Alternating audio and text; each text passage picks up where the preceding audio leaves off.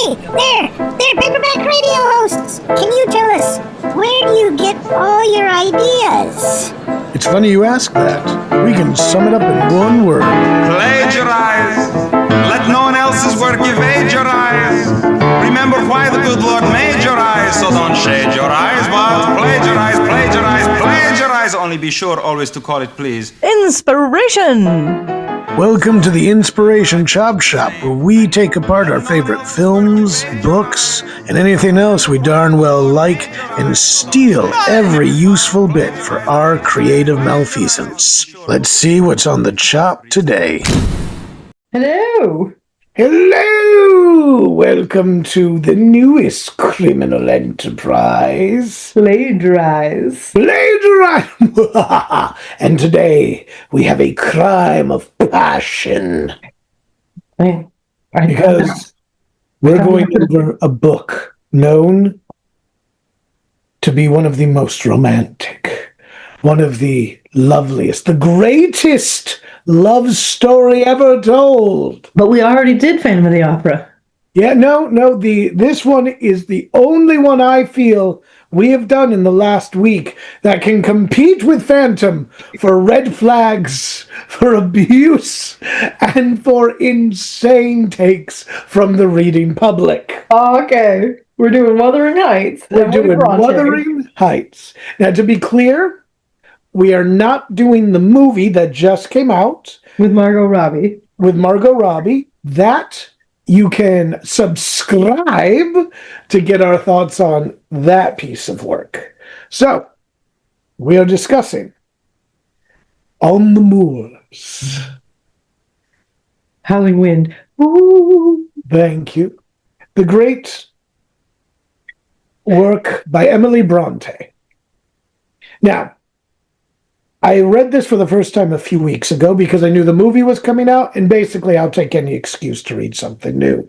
And I was shocked by the lack of romance. I expected my bosoms to heave in a tight-knit corded dress, and I got none of that. I mean, we literally chose this because it's going to be around Valentine's Day.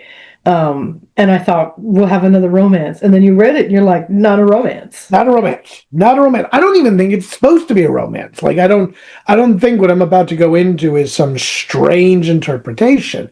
I think it has become a romance in the following century. But I read a gothic horror. Based entirely on people's adaptations of it. Yes. And I loved this. Like, this is not coming from a place where it's like, I don't get it. What's he seeing her? No, I loved this book. Like, I was swept away. It is intense. It is melodramatic. It is passionate. Like, I'm not taking that away from anybody. Beautiful watercolor cover. Oh, beautiful. I think here's my copy right here. And it starts the way any true gothic thriller should begin. With a frame story. With an idiot. With just a total moron. His name is Lockwood, but I'm going to call him Woody. Because Woody depends on the kindness of strangers to get through his day. So is his name like Woodruff Lockwood and you're going to call him Woody? Or did you just name him Woody because that's the kind of person he is? No, his name is Lockwood. Okay. All right. So we're doing nicknames. All right, Woody. Yeah. This thing needs nicknames. All right. Partially because like 20 different people have the same names. Everyone's naming themselves after each other. Oh dear. Okay. Yes. Okay. And two, because I really think you need nicknames to get to the core of this particular place. Okay. Like Woody. But Woody is an idiot. Woody, if you knock on his head, it echoes. You know what I mean? But the great thing about Woody is he does set the scene immediately. Yeah. And the first thing we learn, virtually, I'm talking first couple paragraphs, is Heathcliff is a genuine hottie. Okay. Now, people did not make this up. This is not like when we were talking about the Phantom, where he had to be made into sort of a beautiful guy. No, he is tall. He has dark hair. He has a sort of foreign features that come out of his eyes. He's a gruff. broody bad boy. He's a real bad boy. Like, there's no question. And Woody is like, I like you. And this guy's like, I never want to speak to you again. Now, what's Woody doing here? Woody has just rented a place called Thrushcross Grange, which sounds to me like a skin disease. Yeah, you should really get that checked out. Yeah, he needs, you gotta check on the thrush. And he meets Heathcliff, and he's like, wow, look at this guy's height, his skin tone, his rippling muscles, and his intense eyes. All right. They don't quite go into rippling muscles, but, it's only because it's the mid-1800s. It's implied. Mm. Do they talk about his shoes, or like how tight his clothing is, or like how well? Not how tight his clothing is, but you do get an idea of what he wears, and it is in a state of gentlemanly undress. Really? Oh yeah, I am. I didn't know the Brontes could be this gay. Okay. Yeah. Well, so you think gay? I'm just letting you know. This is what Heathcliff does to people. All right. Get ready. This is everybody's reaction. Now, Woody's renting the manor from Heathcliff, and he goes, this guy barely talked to me, seems to have no interest in me. I'm going to cross a snowstorm to hang out with him for a bit. Wow. Yeah. That's a red flag right there. Mm-hmm. Like, he sounds like a very particular kind of guy. Yeah. And Woody does. Woody crosses the moors. He barely gets there. There's wild dogs that greet him. And he meets this beautiful young woman who is kind of like a witch. The entire house is split into two groups.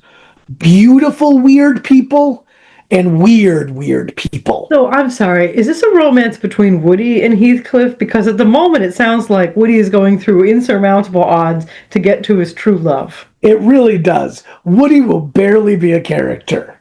Oh, He is just setting us up. Okay. Setting us up. And what happens is he shows up, he talks to the lady, who I'm going to remain nameless. All we know is that this lady is Heathcliff's daughter-in-law. All right. And she's hanging out with a young man about his age, and they're being sort of flirty, mean. And he's like, oh, this must be the son. This must be his son. Nope. First, he thinks she's married to Heathcliff. That's wrong. And then he says, no, she's my daughter-in-law. Oh, so this is your son. Nope. And he's like, well, all my guesses are wrong.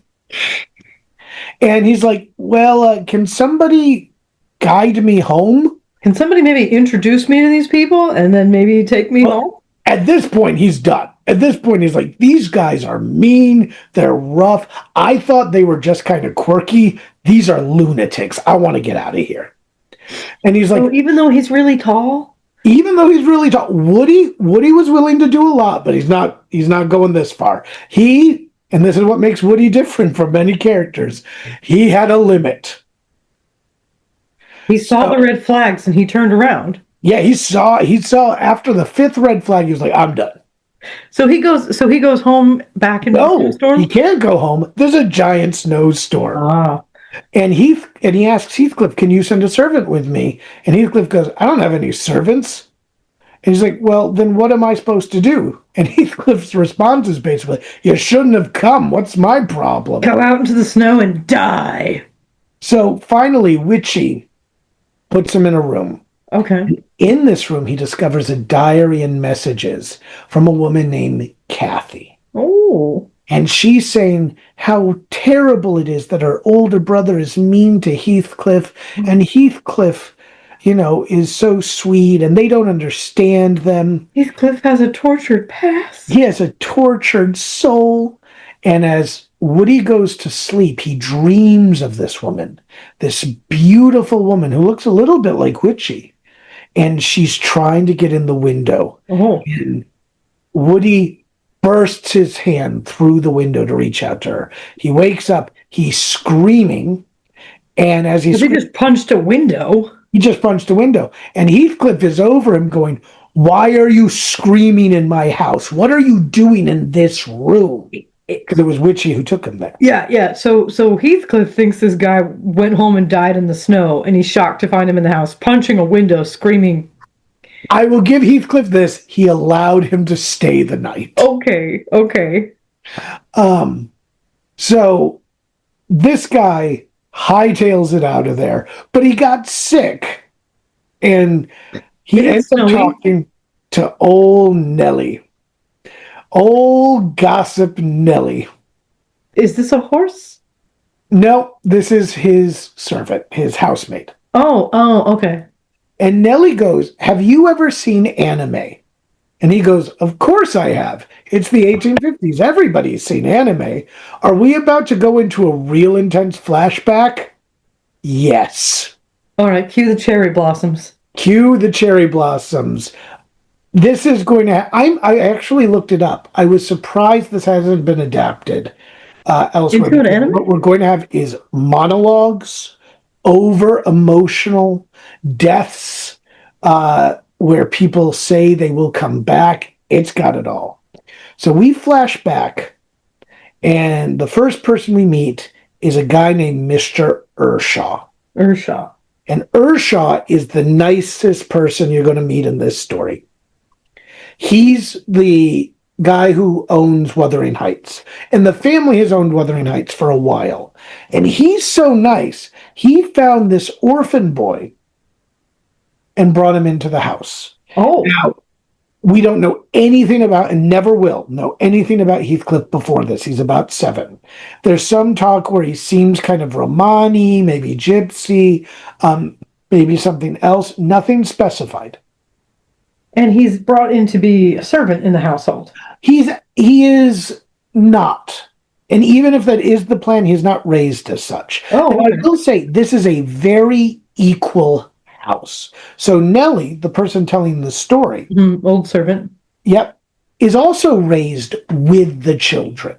Oh. Right? So she's treated as an equal as well. Heathcliff is treated as an equal. Nellie's treated as an equal. And the 2 children of Mr.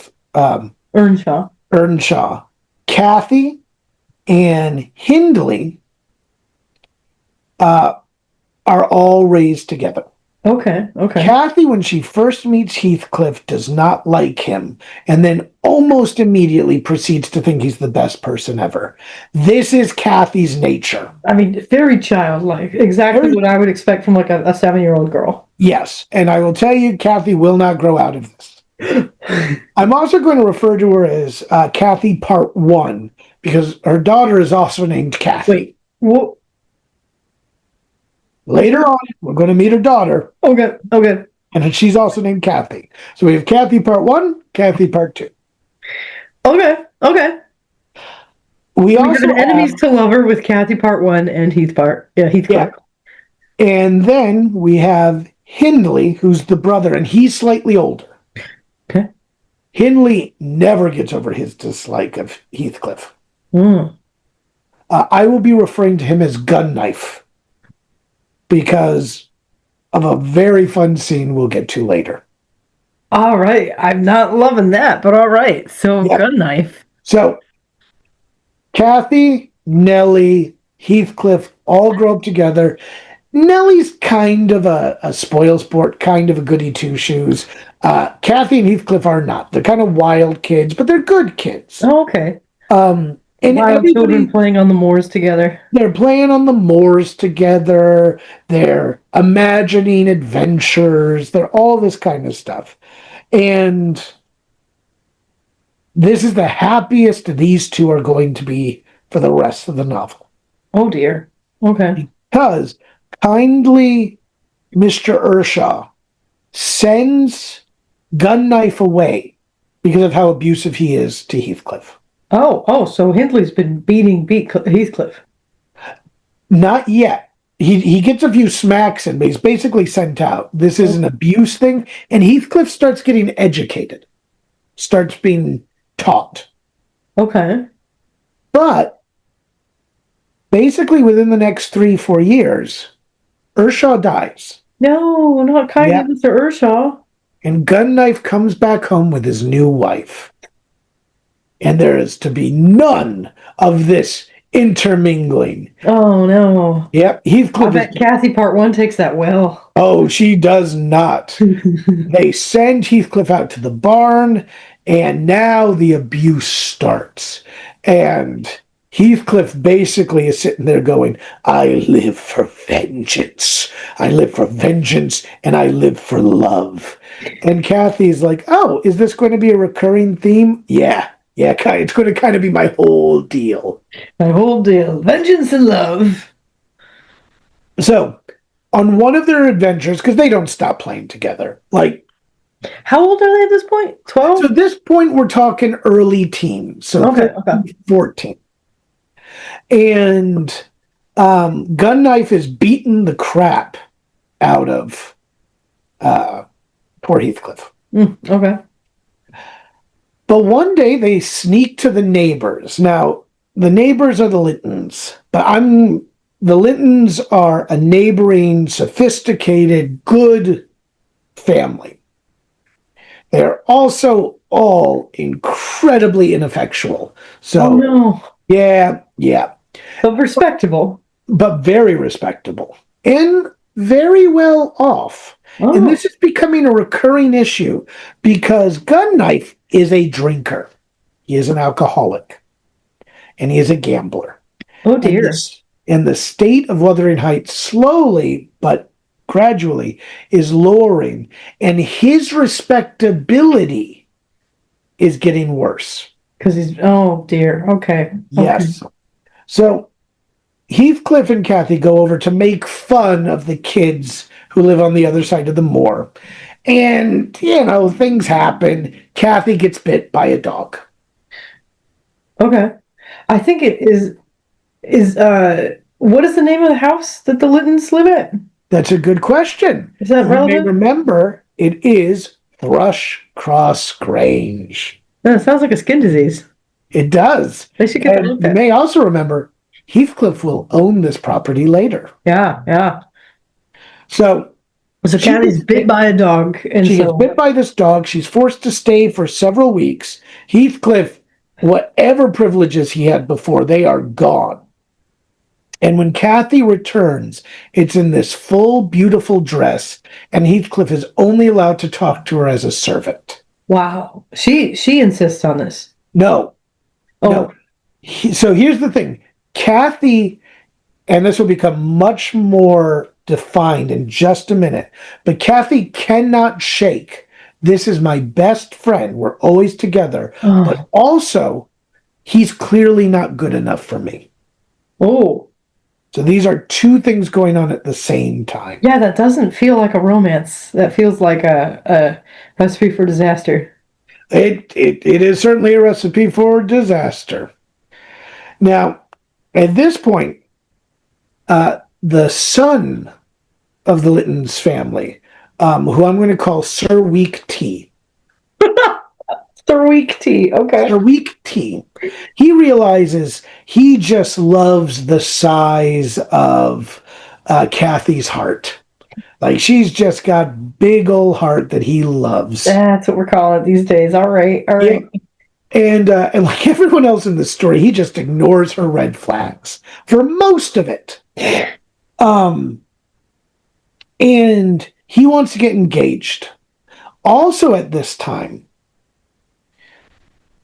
Gunknife's wife has died in childbirth. Oh, sad. Yes, and has a son named Hareton, who is raised largely at this point by old Nellie. Okay. And I say old Nellie. Nellie is... She's middle-aged Nellie. She's teenage Nellie. She's teenage Nellie at this point, and she's the one raising the son. Okay. As soon as his wife dies, Gunknife's alcoholism just gets worse. Oh, dear. Yep.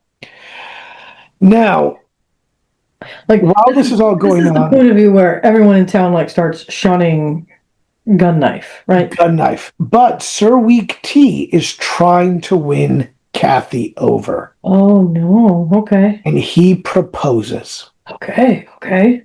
Proposes. And he proposes after she loses her temper and almost hurts the little kid and screams. And he's like, what is wrong with you? Wow. You're positively wild. I can't be associated with you. And she basically flutters her eyes, says, please don't. You have no idea what you're leaving will mean. And he turns around and he comes back. Wow. So she's got him wrapped around her finger. And it's on that day specifically. What? I'm waiting for this helicopter to go. Oh. I got so engaged I wasn't even able to hear it. It's on this day specifically that the proposal is made. Now, at this point, the relationship between Heathcliff and Gunknife has even gotten worse. And it's gotten violent. And why doesn't Heathcliff just keep in love with Kathy? He's in love with Kathy. He won't leave. And he accidentally, and this is a fun moment, he accidentally saves the life of the kid. Because accidentally, he's not purposely trying to save the child. No, because what happens is Gunknife loses his temper, reflexively knocks the kid. Kid's head's going to hit the floor. Heathcliff reaches out and catches it. Oh my gosh. And he's horrified by his act of kindness. Right? Because he could have gotten him. He could have made his tormentor pay.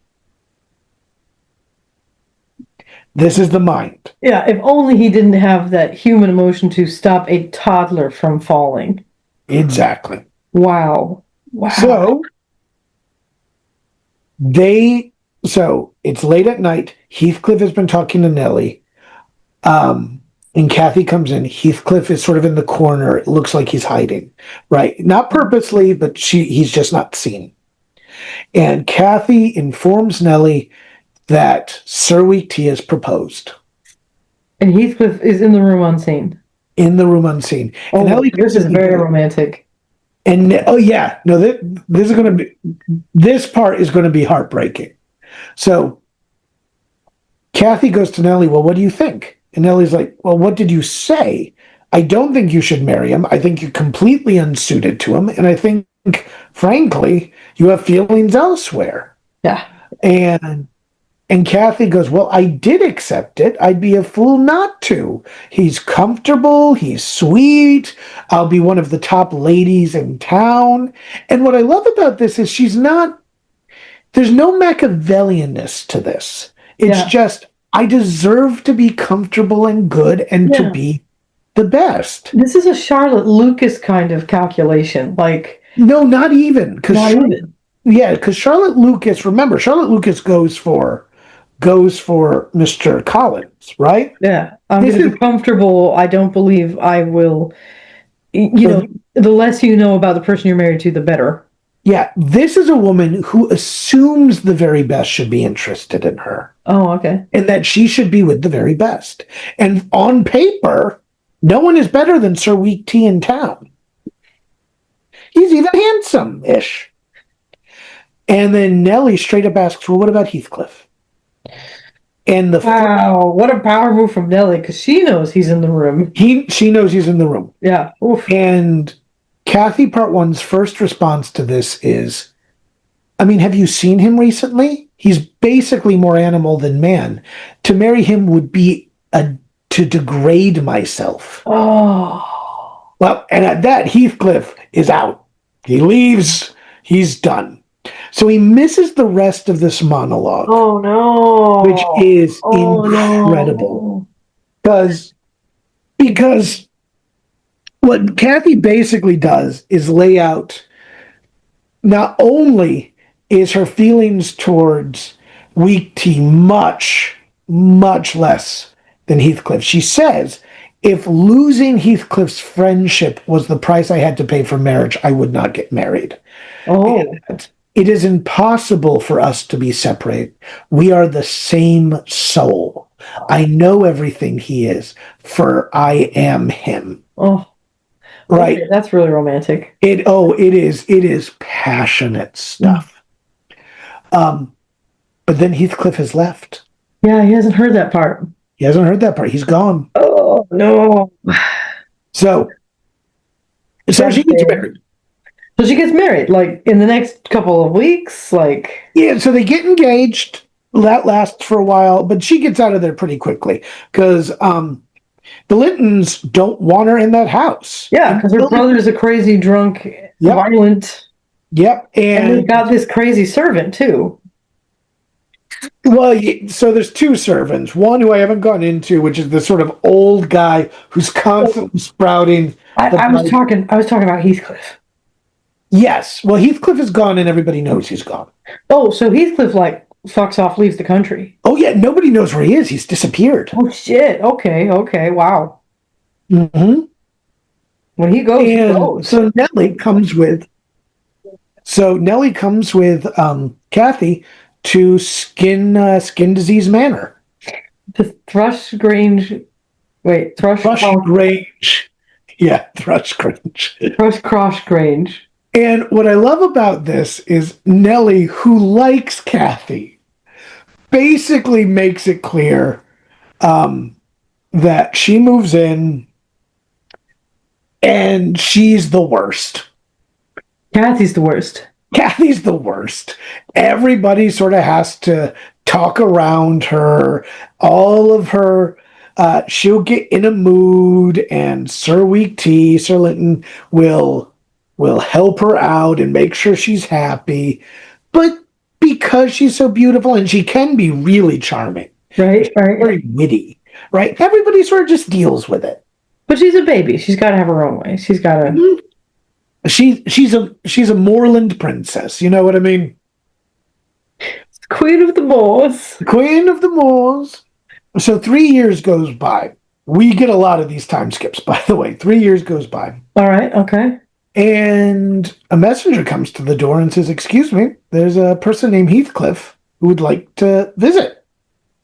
He's back! He's back! Oh, no. And Sir Linton, Sir Weak Tea is like, "Huh, isn't that dirty stable boy you used to know?" And Kathy is like, "Oh my God, he's back. I can't wait to see him. Come in. Tell him to come in right now."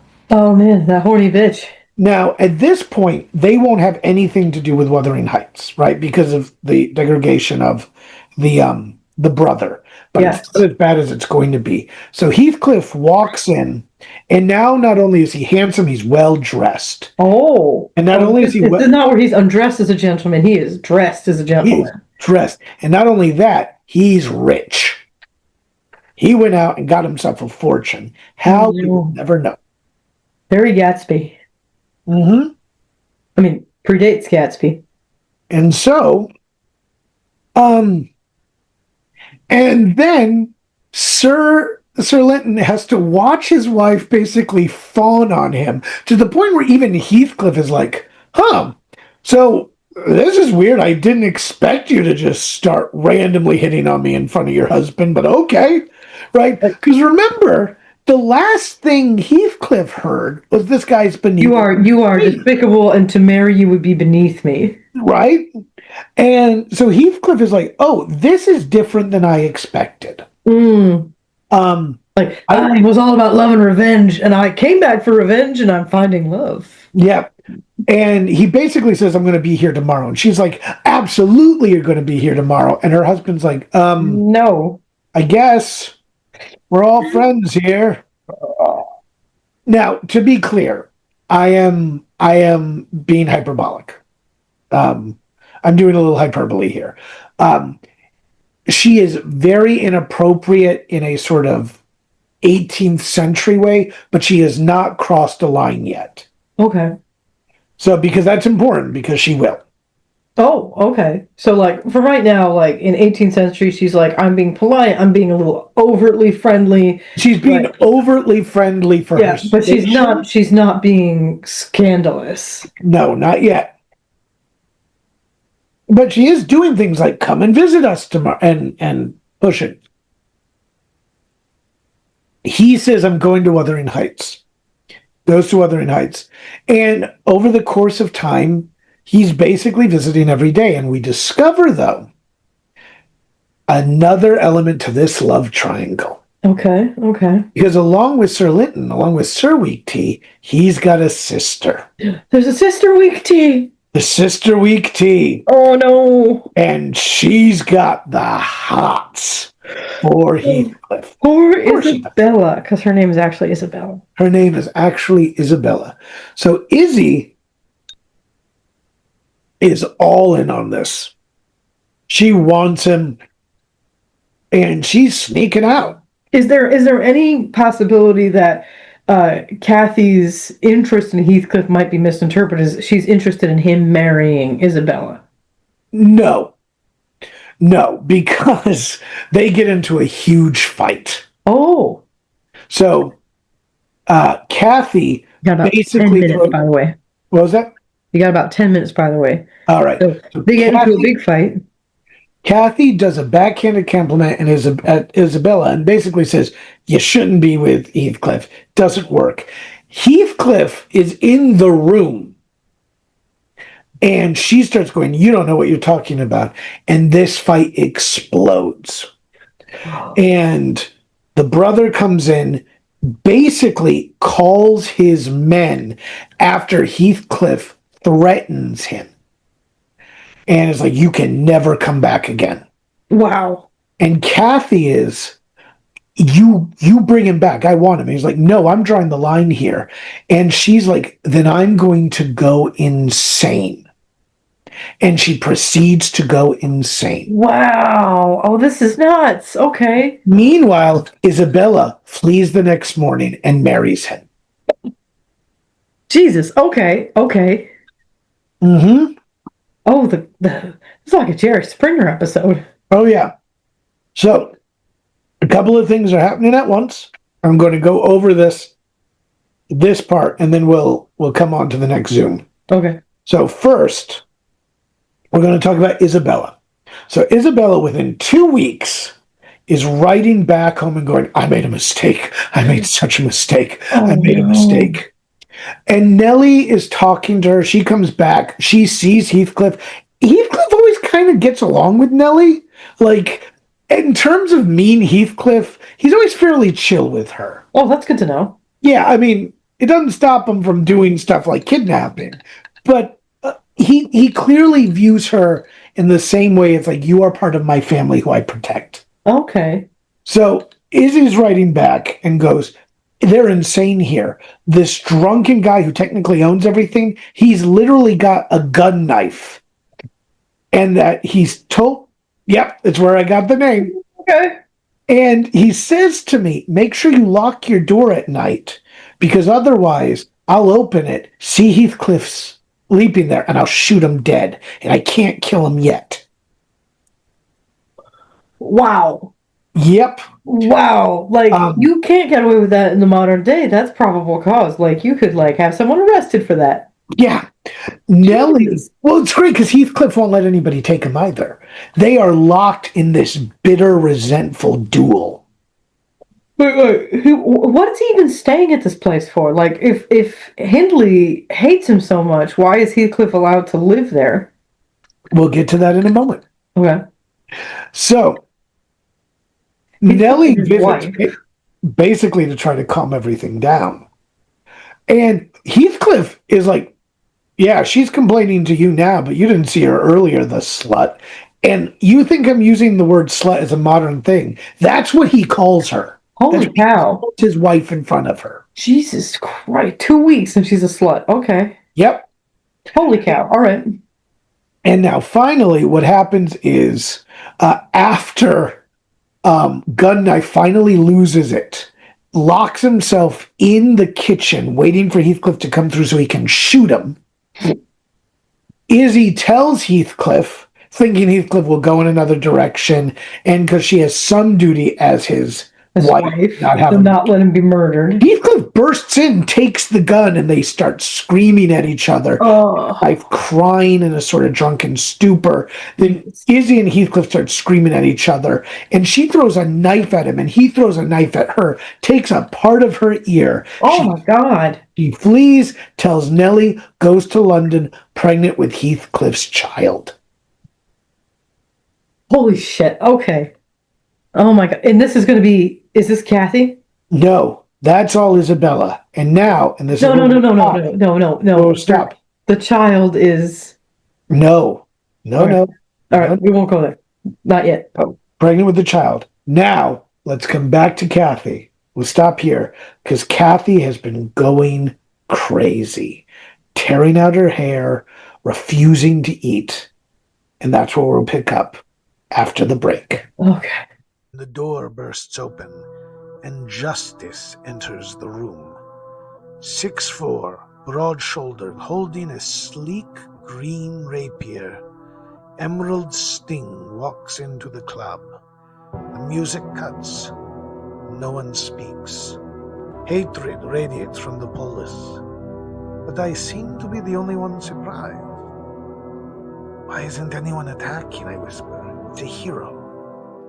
Plagiarize. Plagiarize. Let no one else's work evade your eyes. Remember why the good Lord made your eyes, so don't shade your eyes, but plagiarize, plagiarize, plagiarize. Only be sure always to call it, please, research. So, back from the break. Yeah. So when we last left, Izzy Weekty was running away to London, pregnant with Heathcliff's kid. Yeah, and just so you know, that and what I'm about to say is happening basically around the same time. At the same time. Kathy's going crazy. Yeah. So Kathy refuses to see anyone, refuses to eat. Her hair's coming out. And Nellie, well-meaning, but the world's worst judge of character, and just doesn't realize. So she basically thinks that Sir Weekty is doing the right thing by finally standing up to her. Not giving in, not doing this. So she thinks Kathy will get over it. Kathy does not get over it. And Sir Weekty finally sees Kathy and is like, what's happened? This is terrible. She looks like she's about to die. And this is when Heathcliff basically starts trying to break in. Oh, Jesus. And he tells Nellie, listen, I'm coming. Either you're going to put Kathy through the stress of having me get kicked out, thrown out, or you're going to arrange this so we get to meet privately. And she does. And they straight up start kissing. Like it is in the text. In the text. In the text, kissing up and down her body, passionate. Yes. And, yep. And it goes in. Sir Weekty's coming again, and Heathcliff is... Sorry, I need you to rephrase that. No. So they just started an affair, and Weekty is aware? Not aware? No, remember, this is being done while he's gone. Nellie's setting it up so this can happen privately. Okay. And Sir Weekty's coming back. And he comes in and is like, what the heck is going on? Heathcliff is sort of forced out in this moment, and Kathy screams. And she's taken to the other room, and she dies that night. Oh, shit. Okay. Small little thing that I didn't mention, and it was because the first time I read it, I didn't notice, and I had to go back. She is 7 months pregnant. Oh my God. 7 months pregnant. She dies. It's a premature birth. But the kid survives. Kid survives. Is this Kathy too? It's Kathy too. Hold on. Let's flash back to the beginning of this book. Woody is in here. There's a witchy girl. That's Kathy too. That's Kathy too. Heathcliff's daughter-in-law. Daughter-in-law. Okay. And there's tough, gruff young man. Yes. That's Gunknife's son. Gunknife's son. Okay. Izzy's. We have someone missing, which is Heathcliff's son. And that's the kid in London. Okay. Gun Knife Son is wow. All right. And this is where we get, so at this point, so back to the present, Kathy's dead. Kathy's dead. Right? And this is terrible for everybody. Yep. Well, how's Gun Knife take the news? Kathy's brother's dead. Oh! I forgot to mention, he died of alcohol poisoning. Oh, wait, what poisoning? Alcohol poisoning? Yeah, he's a drunk guy. He's not old. I forget, they give the exact age, but he's like 30-something. Yikes. Yeah. Tragic. Find out, and this part is important. You find out that all of his land has been mortgaged away because of gambling, and the guy who's bought it all is Heathcliff. Oh no! And he had been aware of this, so that's why Heathcliff was allowed to stay. And that's why he said, "I can't kill him yet." He had to get the property back, so he has to win it back. Heathcliff was letting him stay. Wow! Yep. Holy shit! All right. Okay. Wow. All right. So. All right. And Heathcliff is raising young Hareton, right? Young Hareton. He's raising Gun Knife Part 2. Yeah. Who is more like Heathcliff than any other character you're going to meet. Well, I mean, that makes sense. Heathcliff is the one raising him, the gruff young man at the beginning. Yep. So Kathy has died. Kathy's dead. Everyone's sad. Totally. But everybody's saying what you usually say, which is she's gone on to a better place. I hope she's at peace. And this is the second great monologue. The first one was from Kathy. The next is from Heathcliff, where he goes, I hope she's damned. I hope she's damned. I hope she's forced to haunt the earth. I hope and I wish her to haunt me, fear me, tear me, destroy me. Just don't leave me. How come you never loved me like that, Lane? Well, you haven't died yet. Watch what happens when you die. And if it makes you feel any better, I think you'd be a ghost anyway.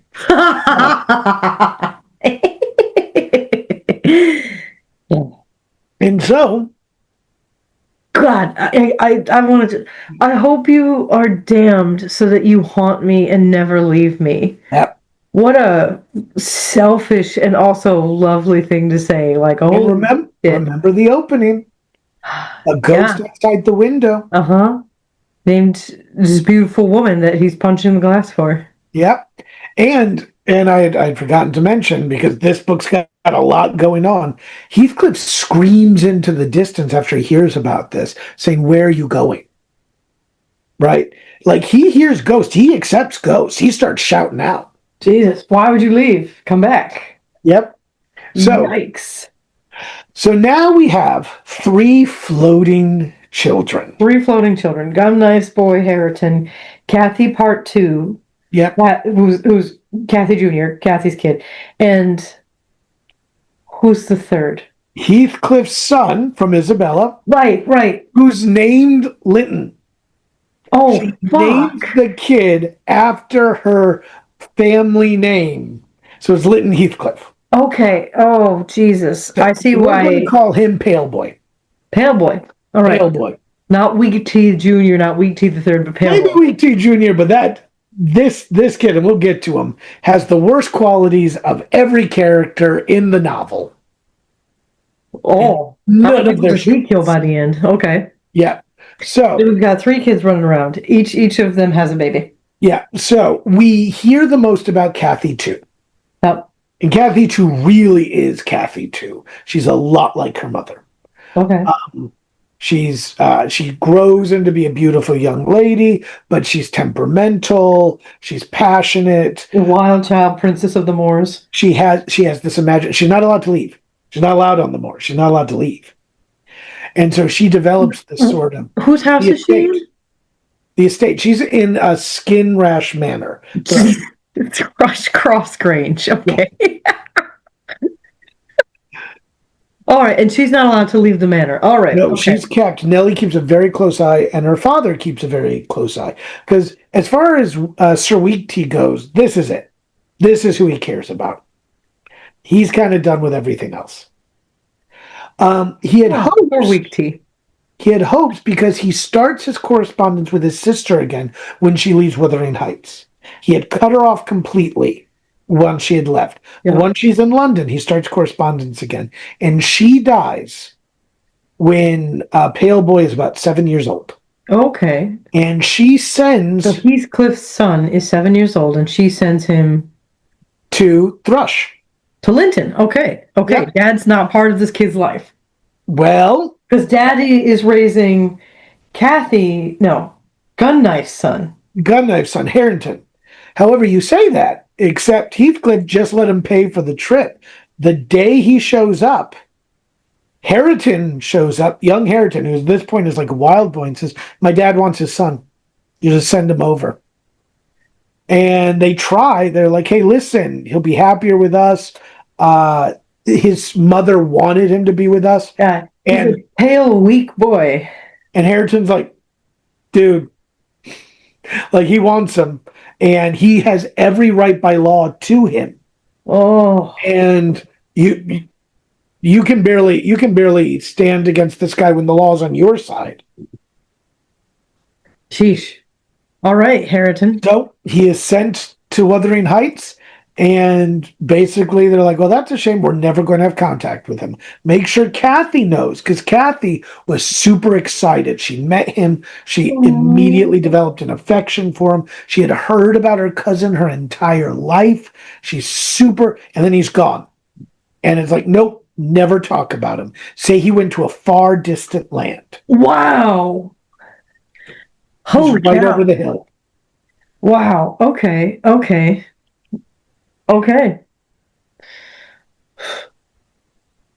So, time skip. Oh, okay.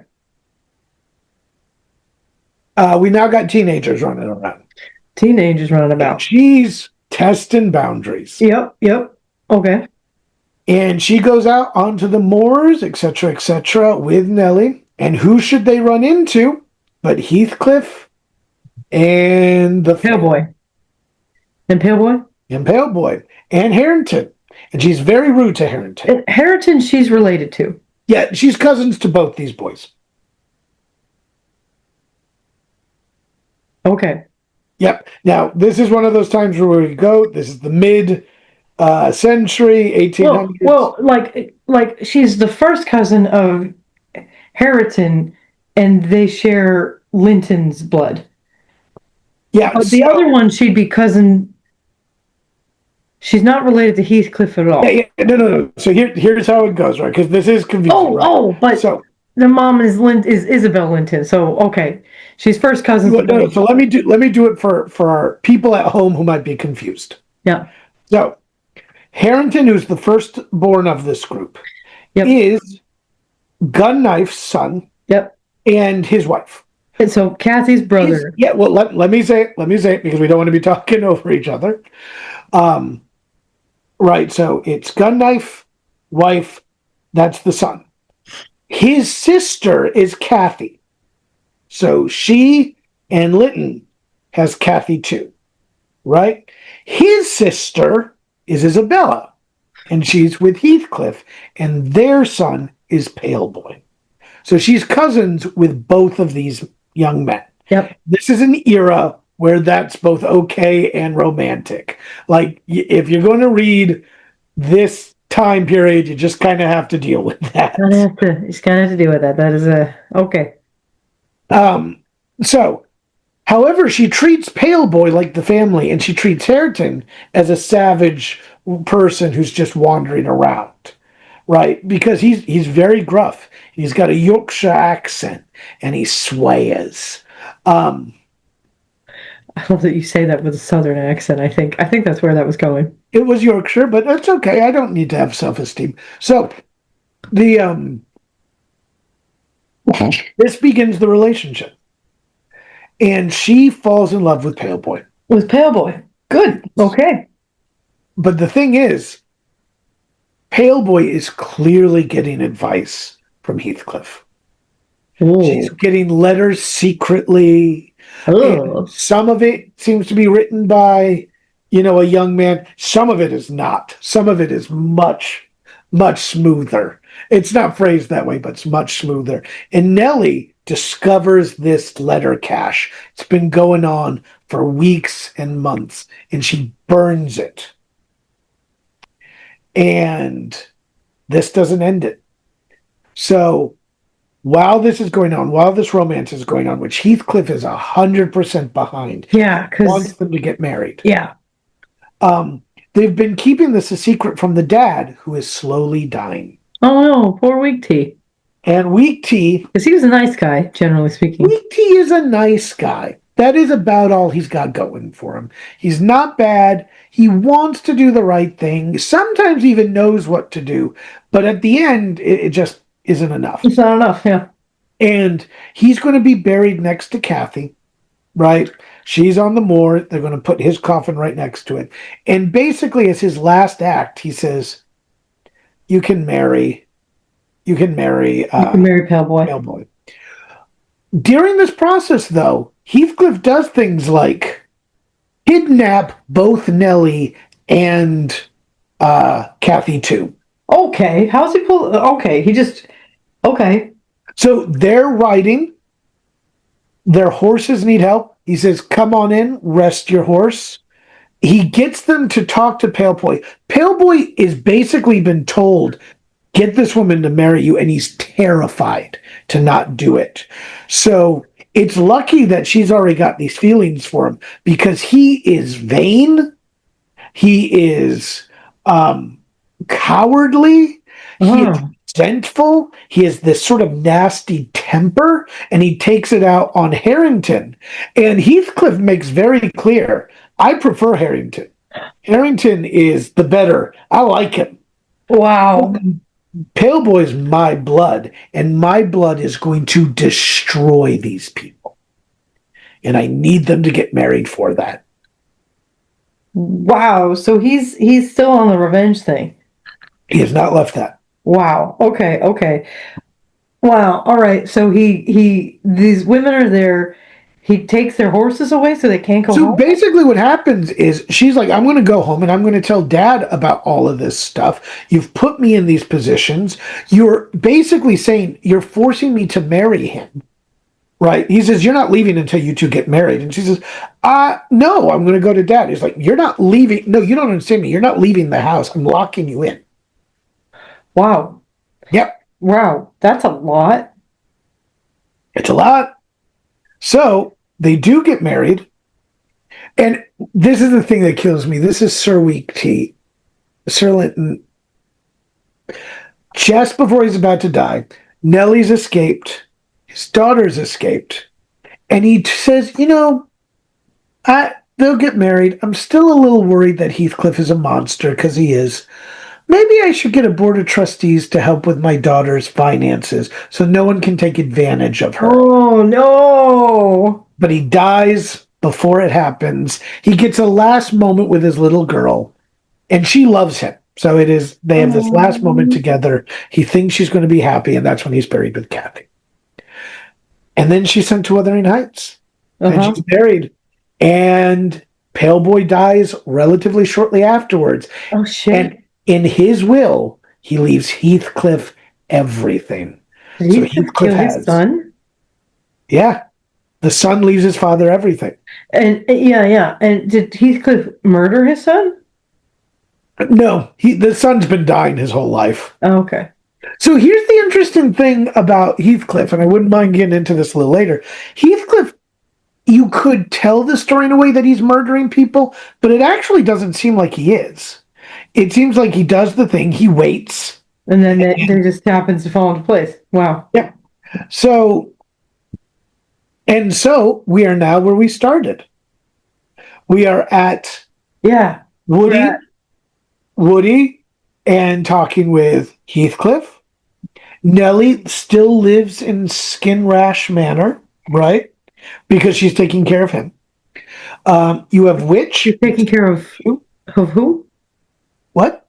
Nellie lives at Thrushcross Grange. Yeah. Well, I called it Skin Rash Manor. Yeah. Who's she taking care of? Because who's left? Woody. Remember, Woody lives there. Nellie's. Oh, that's right. All right. Poof, on board. All right. Witchy is Kathy 2. Witchy's Kathy 2. The gruff guy is Harrington. Gun Knife Son. Gun Knife Son. Pale Boy is dead. Yeah, boy's dead. And then you have the weird old servant. The weird old servant. He's a great color, by the way. I haven't mentioned him because he's not vital to the plot, but he's great. And basically, Nellie drops the hint. Hey, listen, I would love it if someone could marry beautiful Kathy and take her away, and she'd be great, and all this kind of stuff. To which Woody goes, nope, peace, and leaves.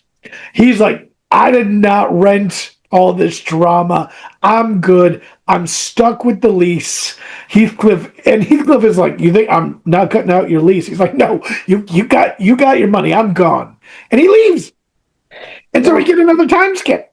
And he comes back about a year later. Woody comes back. And he's like, I may as well stay at the place I'm renting as opposed to an inn. So he goes to Thrush and sees servants there. And he's like, hey, this is my place. And they're like, why didn't you tell us you were coming? Da, da, da, da. And he's like, where's Nellie? And it's like, she's at Wuthering. So she goes to Wuthering. He goes to Wuthering. Why? He wants to see Nellie. Woody's an idiot. Okay. Woody's dumb. But what he sees is Witchy and Rough Boy going over books together. She's teaching him how to read. Oh. Much more affectionate, and everybody's sort of calm, and Nellie's there, and she's like, oh, hey, how you doing? And Woody's like, where's Heathcliff? And like, dead. He's been dead for months. Holy shit. Yep. What happened? Funny you should ask. Flashback. Okay, this is an anime. Mm-hmm. I feel like I should just be having popcorn and like this is so much drama. Okay. So much drama. So basically what happens is it picks up. Heathcliff has everything he wants. Yeah, he's completed his revenge. He owns Lipton's house. He owns Eaton. Wuthering Heights. Yeah, he has. He has everything. He's the richest and the most landed man in this area. And he's lost the will for anything. Oh. Because, and he even says to Nellie, I love this. It's like, I had planned on tearing them down stone by stone, but I don't even have the energy for that anymore.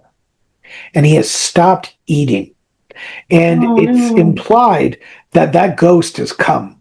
Ever since that night with Woody, that ghost is out there. Oh. And he starts becoming even more vicious and inhuman, but also the children are starting to come together, Harrington and Kathy too, and challenging him in little ways. Oh. And he doesn't... While Dad is being attacked by the ghost of his love after having had his revenge, the two of them he sees Kathy in both of them.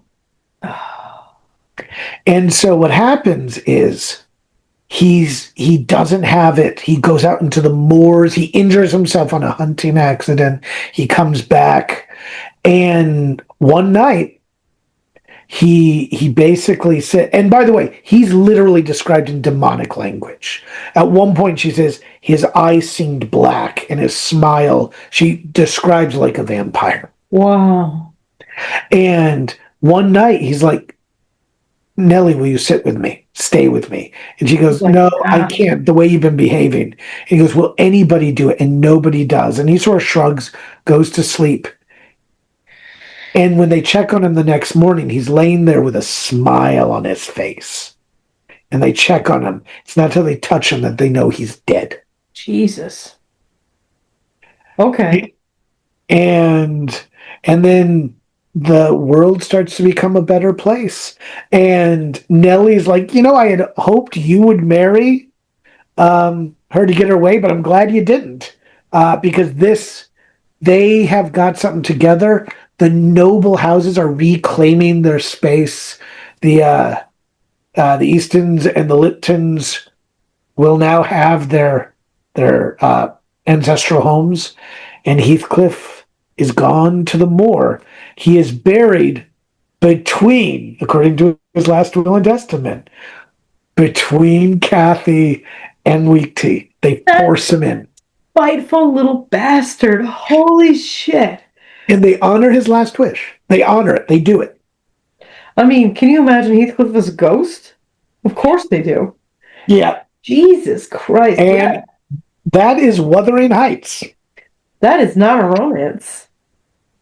It is And not. that's very different than the Olivier movie that we watched. No, and we may talk about that later, especially when we talk about the Margot Robbie one, yeah. But like what the Olivier version basically does is it ends it at Kathy's death. It makes both of them more understandable. Yeah, it makes them more understandable. There is no child at all for anybody. Wow.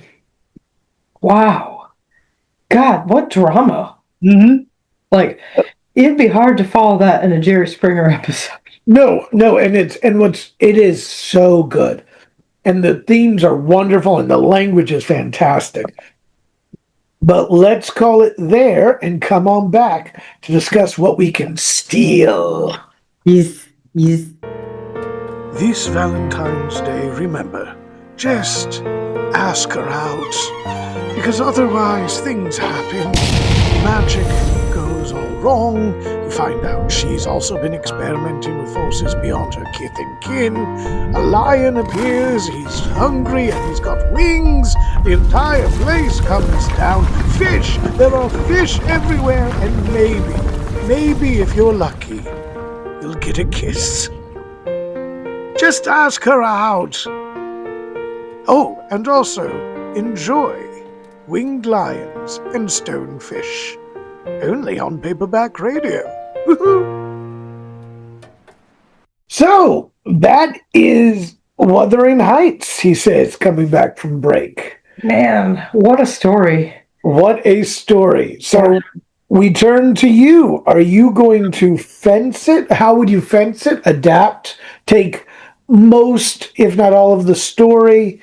Or are you going to break it up for parts? Gosh. Which elements? I mean, there's so many cool pieces to chop from this. What's going on with Heathcliff? What is this unearthly appeal he seems to have on people? The children taking over from this horribly cruel man. Whatever the fuck is going on with Woody and this, weird attraction that pulls him across the snowstorm to a man who does not want him. But honestly, I feel like this is ripe for adaptation. Oh yeah, this is. Yeah.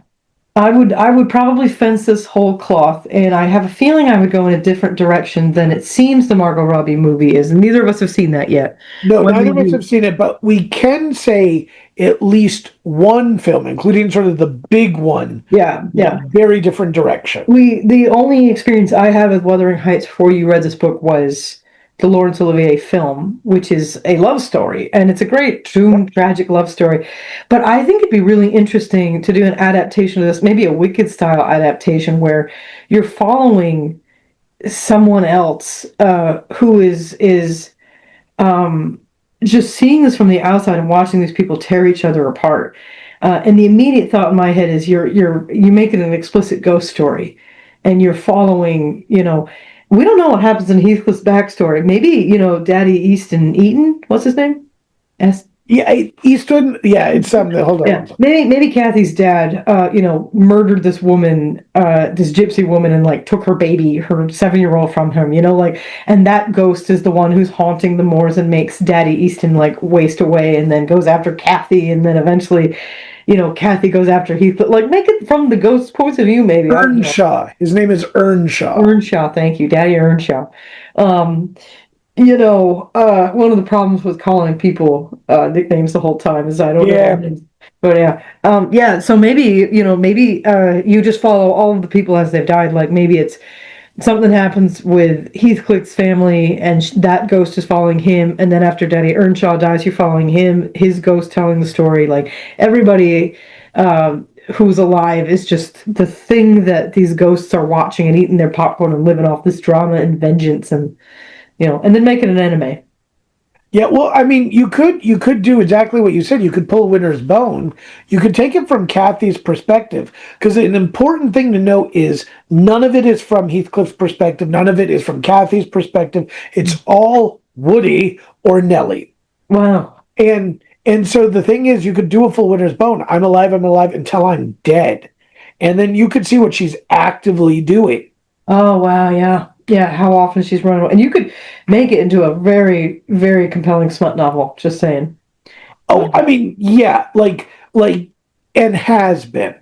Like you can tell that this is where the darker end of romance comes, and I just mean the sort of like rougher kind of things. Yeah, yeah, yeah. If Pride and Prejudice, which we'll be doing next time, if Pride and Prejudice is the go-to for romantic comedies, this, which is like, I'm from the wrong side of the tracks. This is the bad boy romance. Yeah, this is bad boy romance. I'm physically powerful.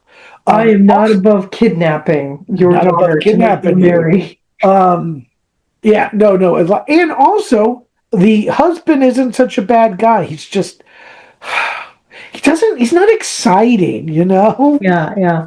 Those poor good choices that people make in love triangles, you know. The obvious good choice who never gets the girl. Although he got the girl in this one. He got the girl. And she died for it because No, and that's what's so cool about this is this does not pedestalize women.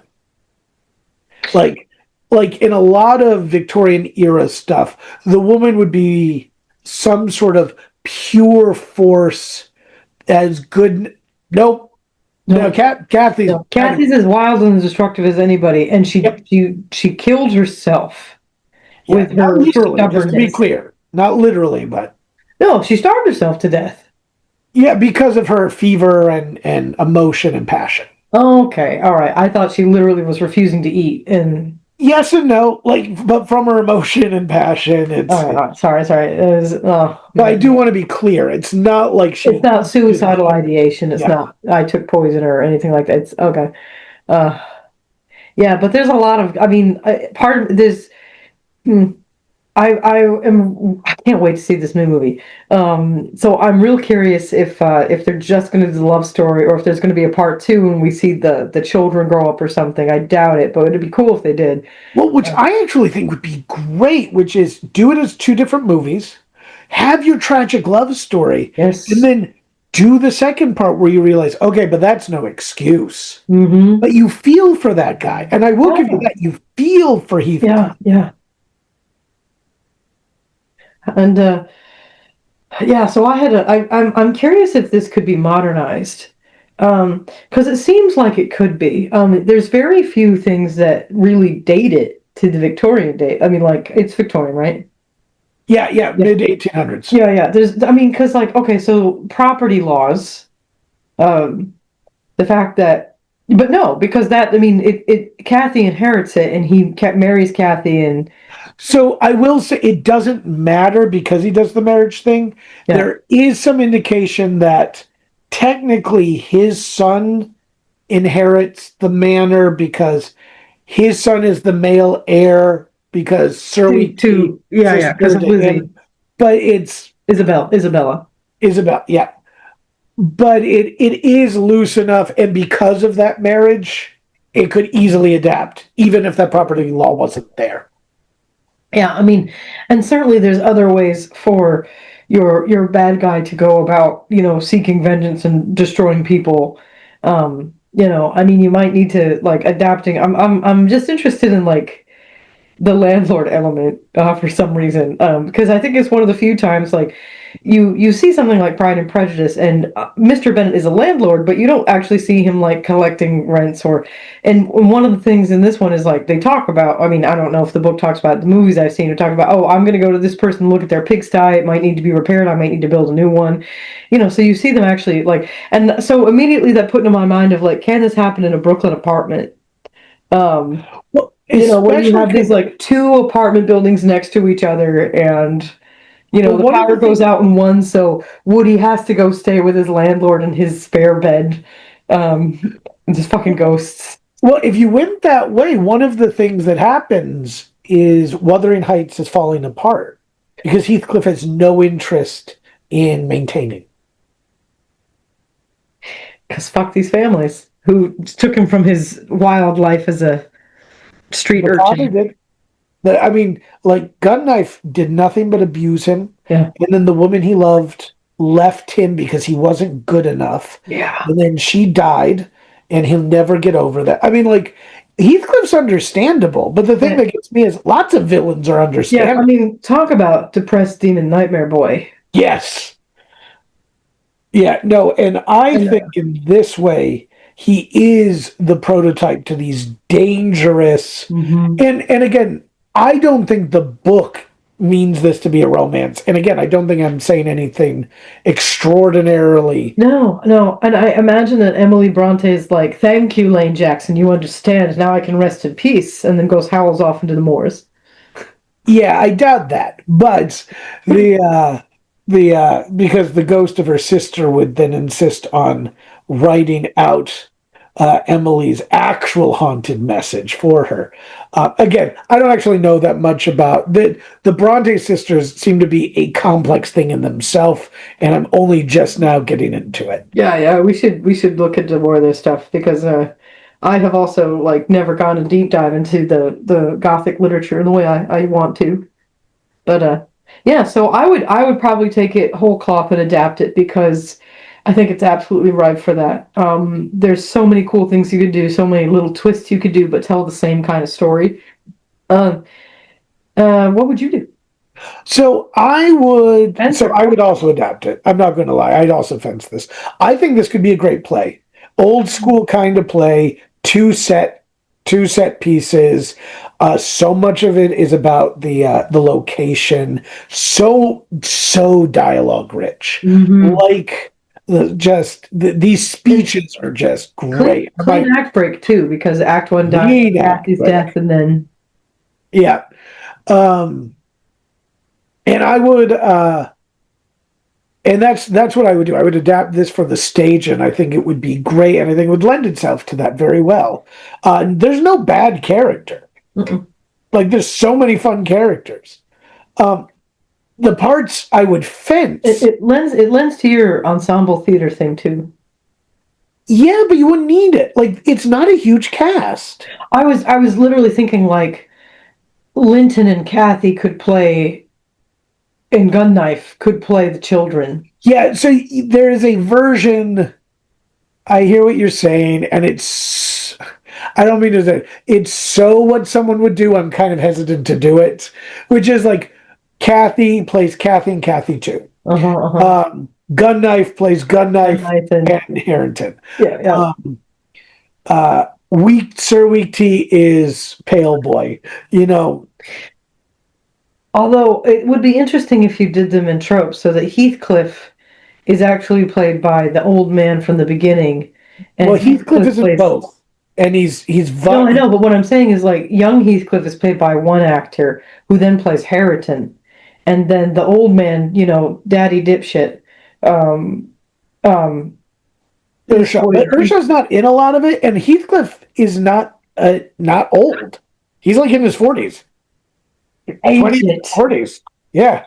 The thing is, he is full in his powers and fully dangerous. When he dies, it's not like with the other deaths. It's not like he was an old man who wasted away. It's it's not even like in the movie where he goes ripping off into the moors and he dies because it's cold. This is a young man who died, a middle-aged man who died in his sleep with a smile on his face. Creepy as fuck. All right. Yep. Well, cool. Go write that play. I want to read it. Yeah. Make it a radio play. We'll put it on paperback radio. The parts I would steal is Heathcliff's, because one of the things I find interesting is Heathcliff is very comfortable with violence, but that's not his means of control. Yes. His means of control is sex, and his means of control is laws and being catty. And eventually money. Yeah, but largely inherited. So the money is a big part of it. I was talking about he gambles with the... That's a big part of it.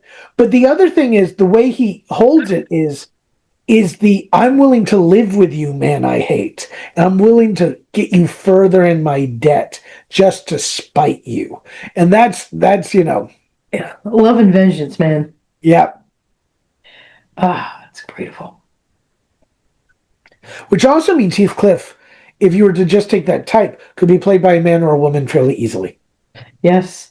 Yeah, this would be a really, like, I know we were making fun of, we saw some things about this being a queer thing because of the woman saying, I am Heathcliff and all that, but it'd be an interesting one to queer up. Yep.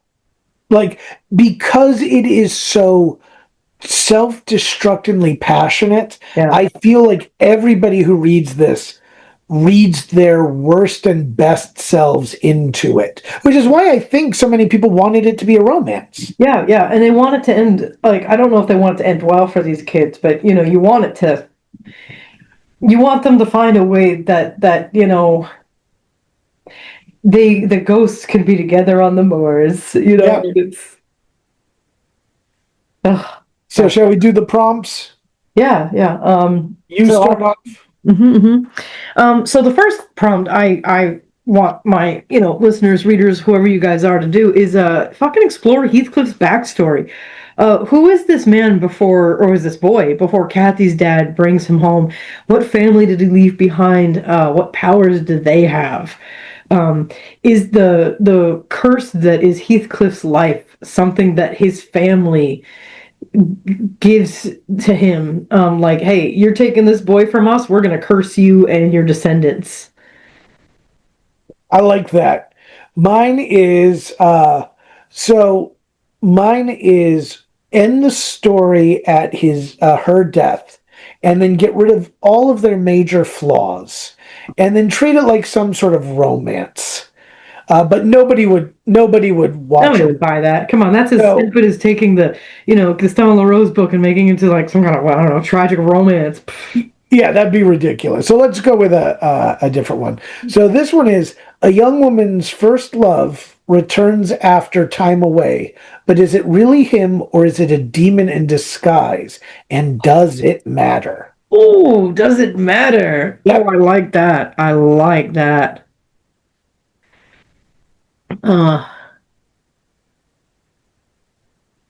I blended two of my prompts. Hold on. Literally just put those two together. My next one was going to be like, what if Daddy Eaton brought a demon into his house? I'm like, you literally just said that. Anyway, next one. Most films, it seems, focus on the first part of the book. Is that what you just said? What I just oh yeah, well, I made fun of it.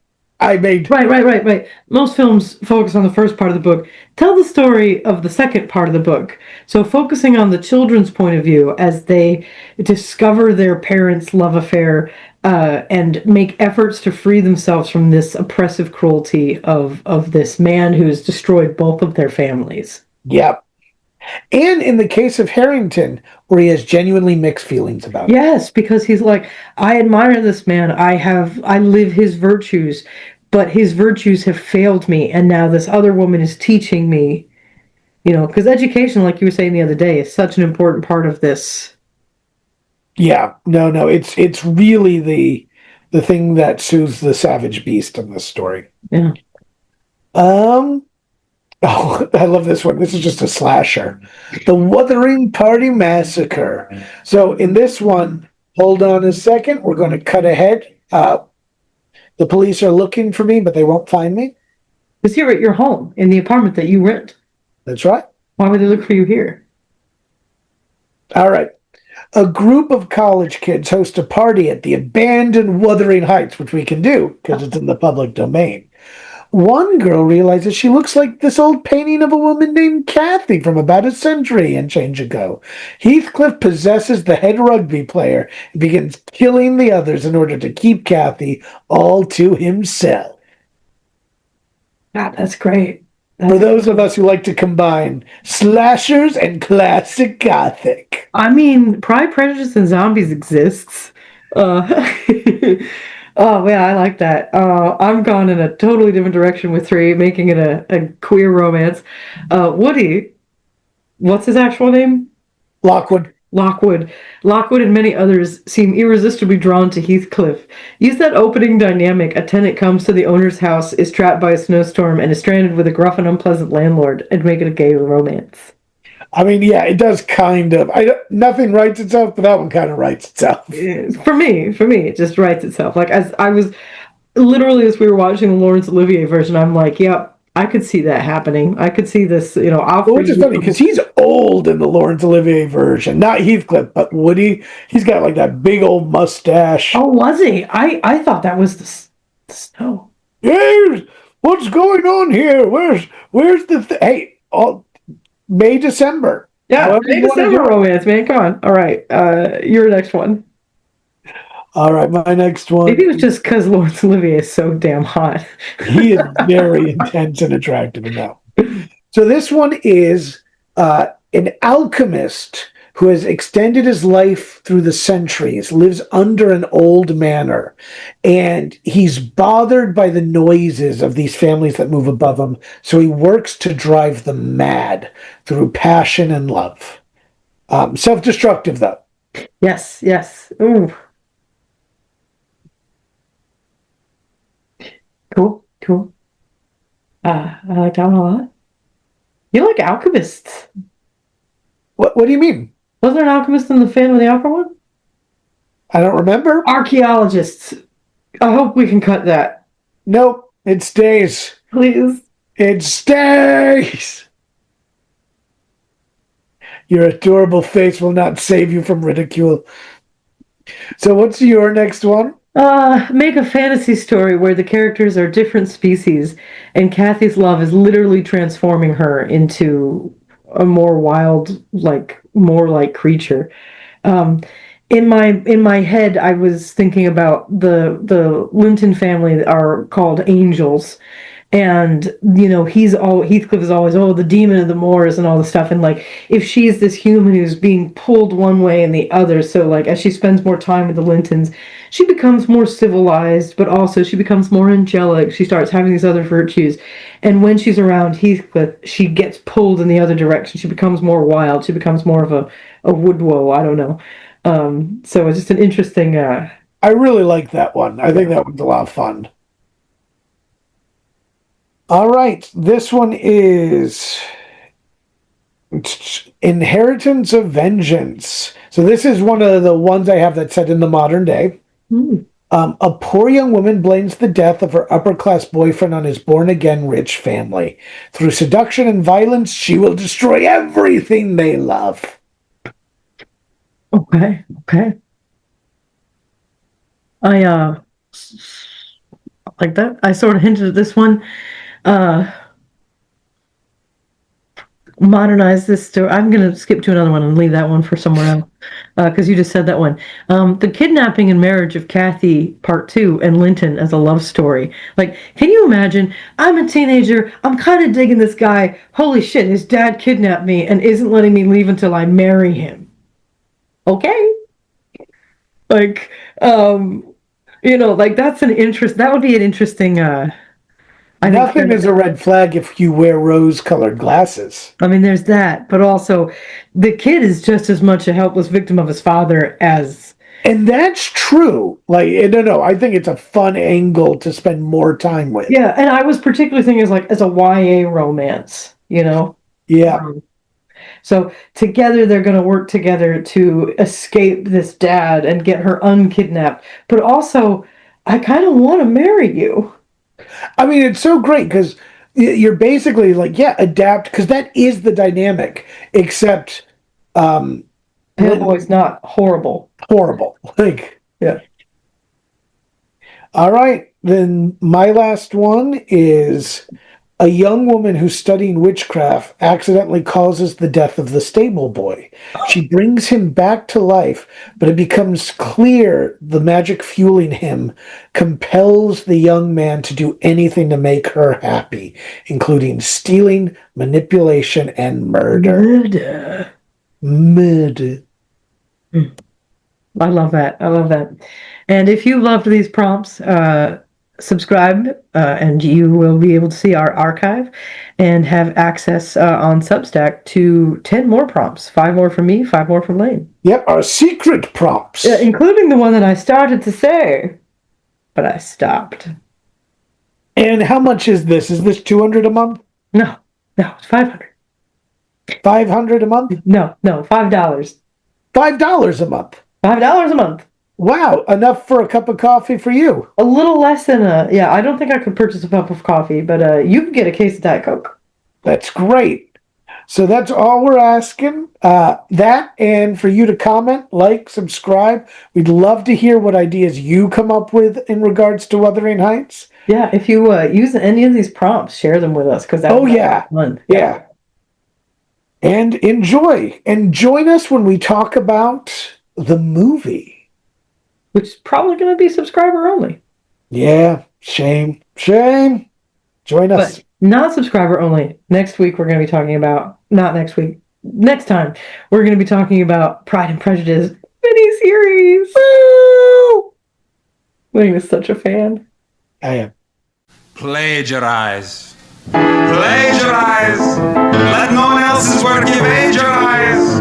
Remember why the good Lord made your eyes, so don't shade your eyes, but plagiarize, plagiarize, plagiarize. Only be sure always to call it, please, research.